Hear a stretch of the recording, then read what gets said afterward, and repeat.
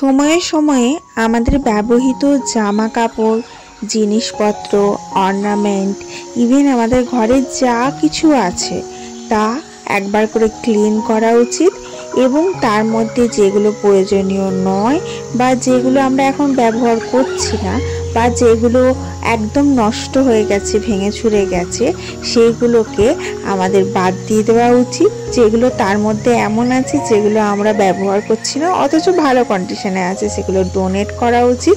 আর যেগুলো আছে যেগুলো নষ্ট হয়ে গেছে, যেগুলো কোনোভাবেই ব্যবহার করা যাবে না, সেগুলোকে ডিসকার্ড করে দেওয়া উচিত। কারণ প্রত্যেকটা জিনিসের সাথেই আমাদের এনার্জির সোর্স জড়িত থাকে। Hello everyone, this is Ivy. Welcome back to my channel ইসাস ডায়েরিজের একটা ওয়ার্ম মর্নিংয়ে তোমাদের সকলকে সুস্বাগতম জানাই আমার চ্যানেলে। আমি প্রতি বছরই আমার মেয়ের বার্থডের আগে চেষ্টা করি আমার মেয়ের গোটা বছর ধরে যে জামা কাপড়গুলো পরেছে সেগুলো শর্ট আউট করে, যেগুলো ও একদমই পরে না অথচ ভালো কন্ডিশনে আছে সেগুলো ডোনেট করে দিই। আর যেগুলো খুবই ছোট হয়ে গেছে বা খুবই আমার মেমোরির সাথে, আমার মনের সাথে জড়িত আছে ওর ব্যবহৃত জামা কাপড়, সেই কিছু জামা কাপড় আমি নিজের কাছে রেখে দিই। তবে ম্যাক্সিমাম ডোনেট করে দেওয়ার চেষ্টা করি এবং তার সাথে সাথে আমার হাজব্যান্ড এবং আমারগুলোও করে দিই। আমরা সময়ে সময়ে নতুন নতুন জামা কাপড় কিনতে থাকি বা নতুন নতুন জিনিস কিনতে থাকি, কিন্তু কি হয়, পুরনো জিনিস অনেক সময় হয় আমরা পরি না অথচ পরে থাকে, সেগুলোর সাথে কিন্তু আমাদের এনার্জির সোর্স জড়িত আছে এবং সেই জিনিসটাকে ডোনেট করার আগে বা সেটাকে ফেলে দেওয়ার আগে আমাদের সেটাকে লবণ জলে ডুবিয়ে তারপরে ফেলা উচিত। কারণ তার মধ্যে না আমাদের নিজস্ব অনেকটা এনার্জি জড়িত থাকে। এই সমস্ত কিছুর অনেক সায়েন্টিফিক কারণ আছে এবং যেগুলো বলছি সেগুলো আমার চিন্তাধারা একটাও নয়, সেগুলো সমস্তটাই ভালো ভালো লোকের কাছ থেকে পাওয়া চিন্তাভাবনা এবং ভালো ভালো জ্ঞানী লোকের কাছ থেকে নেওয়া জ্ঞান, এবং সেগুলোই আমি তোমাদের সাথে শেয়ার করছি। অনেক সময় হয় আমরা ভাঙা জিনিস রেখে দিই, কারণ অনেক সময় চিটিয়ে রেখে দিই। এমন অনেক সময় হয়েছে, আমার একটা খুব কাছের ছিল যে আমি একটা মূর্তি কিনে নিয়ে এসেছিলাম দিল্লি থেকে। তো যখন ঘুরতে গেছিলাম, অনেক আগের কথা বলছি, তখন আমি ভিডিও করি না, তো সেই মূর্তিটা বাই চান্সলি, যেহেতু পাথরের ছিল না, বাই চান্সলি একটু ভেঙে গেছিলো, তো সেটা চিটিয়ে আমি রেখে দিয়েছিলাম। বাট পরে আমি জানতে পারি আমার গুরুজনদের কাছে যে এরকমভাবে কোনো জিনিস চিটিয়ে রেখে দেওয়া ঠিক নয়। সেটা কোনো ঠাকুরের মূর্তি হলে তো একদমই ঠিক নয়। সেটাকে তুমি জলে ভাসান দিয়ে দাও, আর ভাসান দেওয়ার আগে তার কাছে তুমি থ্যাঙ্কফুল হও যে হ্যাঁ তুমি আমার সাথে ছিলে, আমি তার জন্য অনেক থ্যাঙ্কফুল, এরকম হয়ে বলে তার কাছে সেটা অ্যাপোলজি করে তারপরে সেটাকে তুমি জলে ভাসান দিয়ে দাও। তো এই শুধু ঠাকুরের ক্ষেত্রে বলছি না, যে কোনো জিনিসের ক্ষেত্রে একটা জাস্ট এক্সাম্পল দিলাম। যে কোনো জিনিস ধরো তুমি ইউজ করছো, তো সেটাকে সময়ে সময়ে ক্লিন করো সেই সমস্ত জিনিসকে। যেমন ধরো এই ফ্রিজটাকে আমি ইউজ করছি, অনেক সময় হয় আমরা ফ্রিজের ভেজিসের বক্সগুলো ক্লিন করি না, তো সেটা ক্লিন না করলে কি হয়, নোংরা জমতে একটা সময় ইনফেকশন চলে আসে। তো এরকমই কিছু কিছু জায়গা থাকে যেখানে আমরা ক্লিন করতে ভুলে যাই। তার মধ্যেই একটা জায়গা আজকে আমি ক্লিন করব এবং তোমাদের সাথে শেয়ার করব যে কিভাবে ক্লিন করছি। যাই হোক, আজকের দিনটা স্টার্ট করা যাক। সকালবেলা ঘুম থেকে উঠেই এক কাপ আদা দিয়ে চা খেয়ে নিয়েছি এবং ফুল দমে মেয়েটার জন্য ব্রেকফাস্ট রেডি করে মেয়েটাকে স্কুলে পাঠিয়েছি এবং আমার রেগুলার বেসিসে যেগুলো ডেলি রুটিন সেগুলো আমি একটা একটা করে স্টার্ট করেছি। তো আজকে আমি ভেবেছি যে ফ্রিজটাকে ক্লিন করে নেবো। আমি রেগুলার বেসিসে ফ্রিজ ক্লিন করতেই থাকি, যখনই আমার সবজি বাজার হয় তার আগে আমি ফ্রিজ ক্লিন করি। আজকে আমার সবজি বাজার করার কোনো কথা নেই, কিন্তু ফ্রিজটা দেখলাম বেশ একটু ময়লা হয়ে রয়েছে, কুটি ময়লা পড়ে থাকে। সেই ময়লাগুলো হচ্ছে সবজিরই ময়লা, অন্য কিছু খারাপ কিছু নয়, কিন্তু তবুও খারাপ লাগে। আমার একদম ঝকঝকে টকটকে থাকবে আমার ফ্রিজ, সেটা আমার সবসময় ভালো লাগে দেখতে। তার জন্য এই ফ্রিজটাকে একদম নিট অ্যান্ড ক্লিন রাখি আর বারবার ভিজে কাপড় দিয়ে ভালো করে মুছে নিই। অন্য কিছু আমি ইউজ করি না, শুধু একটা ভিজে কাপড় নিয়ে মুছে দিই।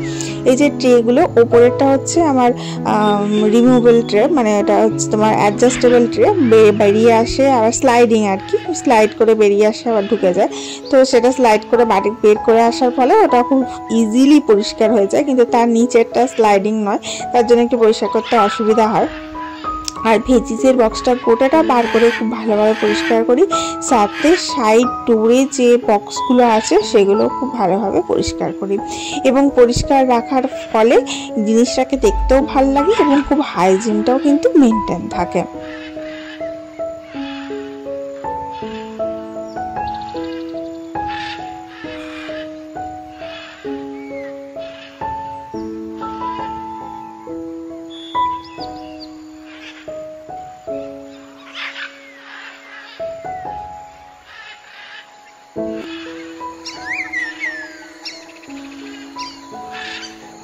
ভেজিসের বক্সটা দেখছি প্রায় খালি হয়ে এসছে, মানে এখন সবজি বাজার করার টাইম হয়ে গেছে, খুব শীঘ্রই সবজি বাজার করে আনতে হবে। তো যে কটা যা পড়ে আছে সে কটাই আজরে পাজরে দেখছি কি কি আছে আর কি কি রান্না করা যায়। তো দেখলাম এক টুকরো ফুলকপি পড়ে আছে, একটুখানি শাক পড়ে আছে, একটা বেগুন পড়ে আছে। তো ভাবলাম এই সমস্ত কিছু দিয়ে কিছু না কিছু আইটেম আজকে বানিয়ে ফেলি, তারপরে কালকেরটা কালকে দেখা যাবে। যদিও আমাদের এখানে সপ্তাহে দুদিনই হাট বসে এবং সেই দুদিনই হাট থেকে সমস্ত জিনিস নিয়ে আসাটাই সুবিধাজনক মনে হয়, আর অনেকটা রিজনেবল প্রাইসেও পাওয়া যায়। আর আমাদের এখানে যেগুলো লোকাল স্টোরে পাওয়া যায় খুব একটা ফ্রেশ পাওয়া যায় না, তবুও প্রয়োজন অনুপাতে যখন যেরকম লাগে তখন সেখান থেকে সেরকমই আনতে হয়। যাই হোক, ভেজিসের বক্সটা এখন ক্লিন হয়ে গেছে। আর এদিকে ফুলকপিটা, দুখানা ফুলকপি ছিল ছোট ছোট, তো আমি একটা থেকে দেখছি যে একটু কালো কালো হয়ে আছে, সেগুলো বাদ দিয়ে দিচ্ছি। এখনকার ফুলকপি খুব একটা সবসময় ভালো পাওয়া যায় না, এর আগের ক্ষেপে যেটা এনেছিল সেটা খুব ভালো ছিল। যদিও এখন ফুলকপি ভীষণ কস্টলি, প্লাস প্রায় 35-45 এরকম রেট চলছে। যে তবুও মাঝে মাঝে তো ইচ্ছা করে যে পনির দিয়ে ফুলকপি দিয়ে একটু তরকারি খাই, সবজি খাই। আমার ভীষণ ভালো লাগে মিক্স ভেজ এরকম বানাতে, পনির, ফুলকপি, গাজর এই সমস্ত কিছু দিয়ে বেশ টেস্টি হয় খেতে।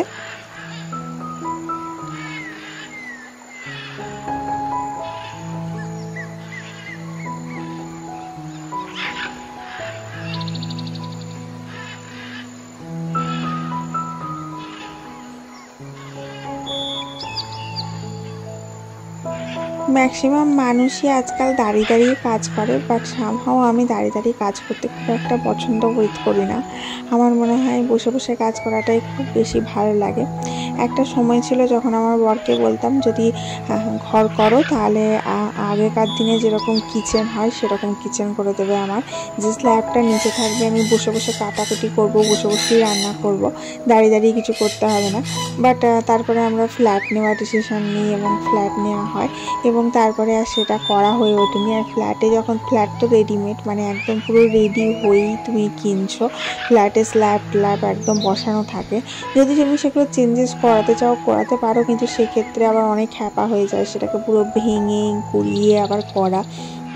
আর আমরা খুব ফ্রিকোয়েন্টলির মধ্যে ডিসিশন নিয়েছিলাম ফ্ল্যাটে শিফট করার, তো সেই অনুপাতে আমাদের সেরকম কিছু কাজ করানোই হয়ে ওঠেনি।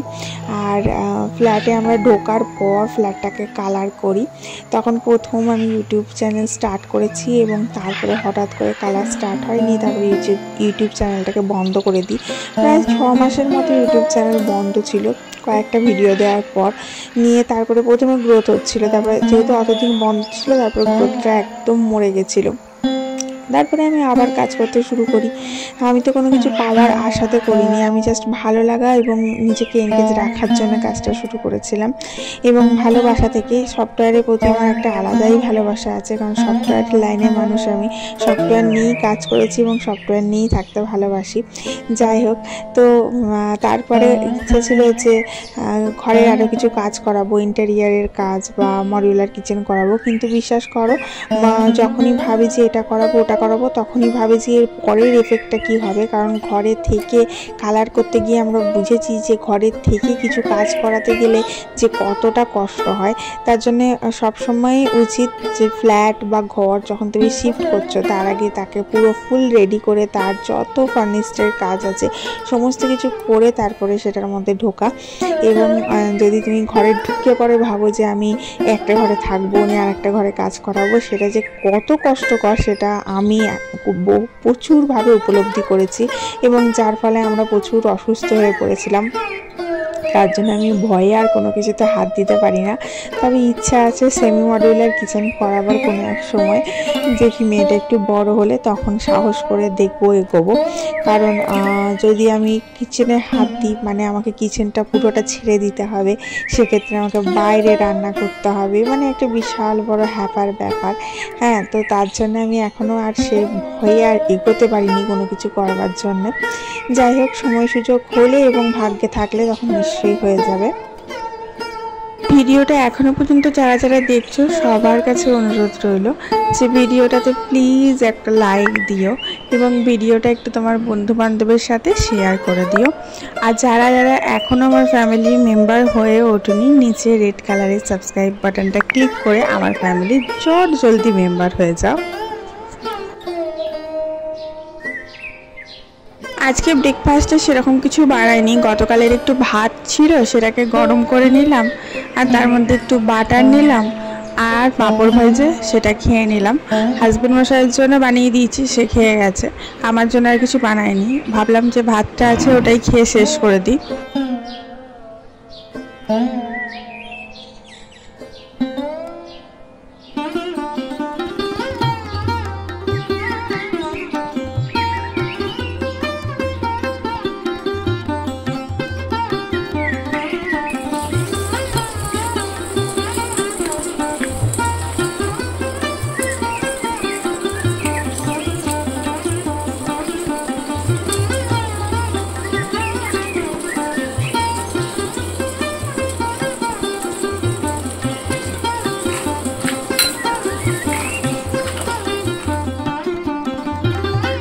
আজকে আমি ঠিক করেছি যে আমার এই মেডিসিনের যে জায়গাটা আছে এটা পরিষ্কার করব। দেখো কি পেলাম, এটা হচ্ছে ব্যাক পেনের জন্য একটা হোমিওপ্যাথি ওষুধ, ব্যাক পেনের জন্য ভীষণ ভালো। একটা ডাক্তারকে আমি দেখিয়েছিলাম, আমার সিজারের বেবি হয়েছে, তো আমার যে সিদ্ধারা আছে যেখানে আমাদের পেছনে মেরুদণ্ডতে ইঞ্জেকশন দিয়েছিল, সেই পার্টিকুলার সেই জায়গাটাতে খুব ব্যথা হয়। সাধারণত যে কোনো সময়ই আমাদের অপারেশন হলে, লোয়ার পার্টে অপারেশন হলে ওই মেরুদণ্ডতে ইঞ্জেকশন দেয়, সেই জায়গাটা না আস্তে আস্তে ফাঁক হতে থাকে এবং তার ফলে প্রচুর পরিমাণে ব্যথা হয়। যে কোনো সিজারের পেশেন্টদেরই কিন্তু ব্যথা হয় কোমরে।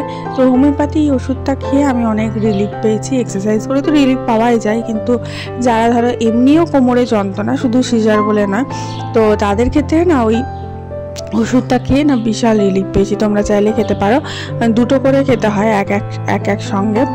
আর তার সঙ্গে যেটা দেখালাম ওই ব্যাগ ভর্তি না পেন্সিল রবার জমে আছে, ওটা হচ্ছে আমার মেয়ের প্রতিটা স্কুলে প্রতিটা বাচ্চার জন্মদিনে একটা না একটা কিছু না কিছু গিফট দেয়, তো সেটা ওখানে জমানো আছে, সবগুলো তার ইউজ হয় না।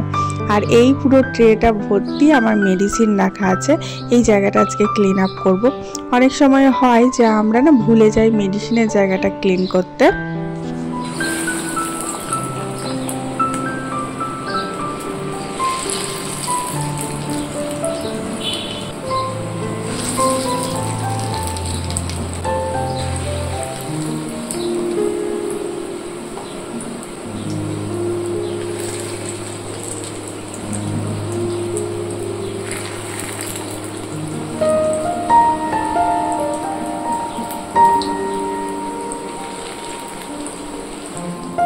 দুটো কাজ একসাথে প্যারালালি হবে, এই জিনিসটা আমি খুব বেশি পছন্দ করি। ওইদিকে পকোড়া ভাজতে বসিয়ে দিয়ে এলাম, ধিমে আছে ওটা হতে থাক, আর এদিকে আমি এইটাকে শর্ট আউট করে নিই।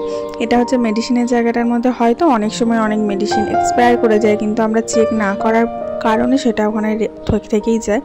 তো আমি কি করি, মাঝে মাঝে, খুব ফ্রিকোয়েন্টলি নয়, এটাকে চেক করি এবং যেগুলো এক্সপায়ার করে গেছে সেগুলো ফেলে দিই এবং জায়গাটা পরিষ্কার করে আবার ওষুধগুলো সাজিয়ে রাখি। এই হারটা পেলাম, এটা আমার একটা জামার সাথে ছিল, কোথায় রাখা ছিল খুঁজেই পাইনি এতদিন। যাই হোক, খুব ভালো লাগে কোনো টপের সাথে এই হারটা পরলে। তো এই হারটা তোমাদের সাথে দেখালাম। আর একটা জিনিস দেখাচ্ছি, এই দেখো, এটা কিনেছিলাম যখন আমার চোখের তলায় খুব কালি পড়ে গেছিলো সেই সময়, কিন্তু তারপরে আর ইউজই করা হয়নি। আজকে আমাদের লাঞ্চের মেনুতে রয়েছে দেখো বড়া ভাজা। বড়া ভাজাটা হচ্ছে মাছের ডিমের বড়া, আর ওখানে রয়েছে শাক ভাজা বেগুন দিয়ে, পুঙ্কো শাক যেটা সকালবেলা ছাড়াচ্ছিলাম, আর তার সাথে করেছি ফুলকপি আর সোয়াবিন দিয়ে আর পনির দিয়ে একটা সবজি আর কি, নিরামিষ নয়, তবে খেতে খুব ভালো হয়। মিক্স সবজি যেটাকে বলে, মিক্স ভেজ বলে, এরকম টাইপের একটা সবজি, দারুণ টেস্টি হয়, আমার খুব ভালো লাগে। বর্ষাকাল পড়ে গেল আর বরের আম খাওয়ার নেশা এখনও ত্যাগ হলো না, সে এখনও রেগুলার বেসিসে আম নিয়ে আসছে। তো এই যে দই আর আম রয়েছে, এই হচ্ছে আমাদের লাঞ্চ। আর এই জায়গাটা দেখো পরিষ্কার করে কি সুন্দর সাজিয়েছি। এখানে পুরো ওষুধগুলো রয়েছে, এখানে একটা তাকে মাস্ক, একটা তাকে রুমাল রয়েছে, এখানে বাবুর সমস্ত জিনিস আছে।